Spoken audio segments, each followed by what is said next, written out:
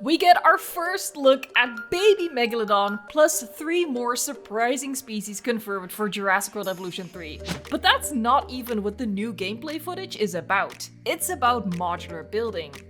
In this video, we're gonna analyze the new feature focus in 4 segments because there is more than just new dinosaurs. Welcome back, park managers. In this module, we'll be looking at the range and ease of customization available with your scenery and structures. This is where you'll really get to leave your mark. We have a new mystery dinosaur, possibly.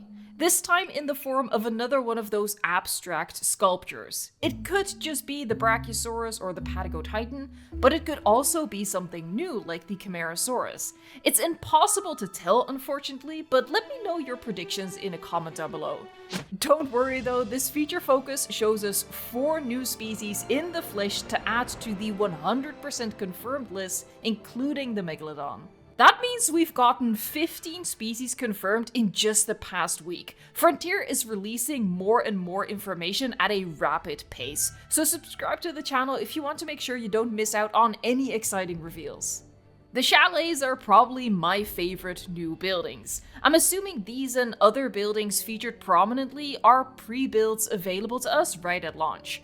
Of course, the rest of the video is gonna show us how we can completely build our own things from scratch, but in the exclusive creator event from a few months ago, we also saw that you can click on a pre-built building and tweak it in every possible way, from big overhauls to just the slightest alterations.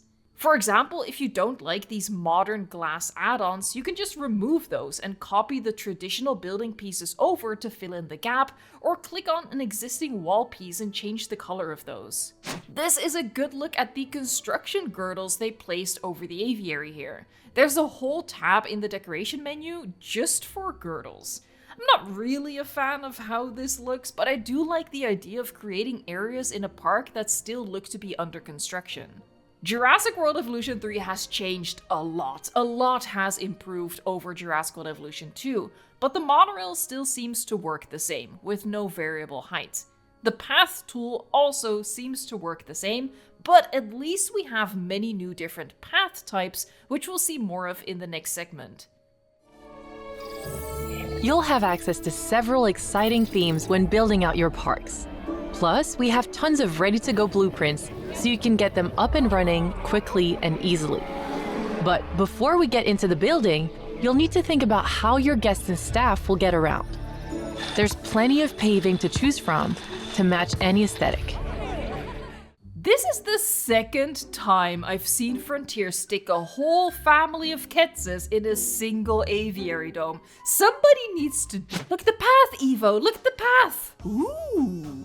Works every time. We have 2 new beautiful path types in this shot. A sandy path, which I think will work better in our tropical parks, and a cobblestone path. In this video, we also see this stone path with a warmer color than the gray stone we've seen before, and we get the best look ever at the natural path type, which, as you can see, doesn't do anything to the underlying terrain paints, so we can apply any terrain paints under the natural path. With all these new paths shown, this felt like the perfect excuse to show you all the different path types we've seen in clips so far, and there is a lot of variation here, and anybody who has been with the channel for a while knows how important paths are to me. Lots of options in path colors isn't just good for combining them in an artsy way if that's not your thing. It's going to make a huge difference in making whole parks or areas within a park feel distinct from one another. It's gonna lay the foundation, if you will, of your park theming. In spite of all the exciting stuff in this video, this is probably my favorite shot. Okay, I lied, it's my second favorite shot. This is my favorite shot. But this looks so real and so cozy, and there's a lot of little stuff to get excited about. First, we have indisputable official confirmation that guests do indeed use the individually placeable benches. We saw them use the benches in the petting zoo last week, but those benches were part of a building, and in Jurassic World Evolution 2, guests already use benches that are part of a building. I wanted to hold off on considering it fully confirmed. And as has happened in the past, Frontier quickly followed up with real confirmation. This is also a bench type we've never seen before yet, and it makes sense that we get a lot of different benches since in the decorations menu there's a whole separate tab for guest seating. There's also a tab with lettering, which I'm betting will include letters in the iconic Jurassic Park font as we see that used on this aviary viewing gallery. The shot also shows classic public trash bins, a vending machine, we've seen that before though, and these adorable string lights, which add such festive atmosphere. We see them used in the plaza as well, and again it looks so cute. It seems like we'll be able to switch them on and off. There's a lot in this plaza shot in terms of lights and decorations though. These rocky ground lights, the classic lanterns, the returning Jurassic World light pillars, amazing big planters flanked by familiar fountains and benches, the abstract art sculptures, which we are apparently getting a lot of different variants of, and it all together just looks so good. But we need to rewind, because we have a new dinosaur to add to the list, the Centausaurus. Like I said at the start, there are surprising dinosaur reveals in this, with more coming in the next segment. Fans of the Centausaurus can rejoice at seeing the cute little babies, and what's otherwise interesting about this habitat, which says something about the Centausaurus requirements, is the nest being in full view of the viewing log. Species like the T-Rex we already know want their habitats hidden from guests, otherwise they won't breed. Apparently the Centausaurus doesn't need privacy. The little exhibitionists. Or maybe this is just Sandbox where none of that matters. We've seen that before with the T-Rex nest in view of the gyrospheres. Also, look how cool that viewing log is pimped out with a tiered stone base. In the aviary we have another new species, and we get a better look at that in this next clip. With thousands of versatile pieces available for you to build with, you can curate your guests' dinosaur experiences like never before. Take your time using our tools to carefully craft structures, building out your park exactly as you want. So this one video showed us the Megalodon, the Centausaurus, the Tapejara, and the Sauropelta, making this the species list for Jurassic World Evolution 3 so far.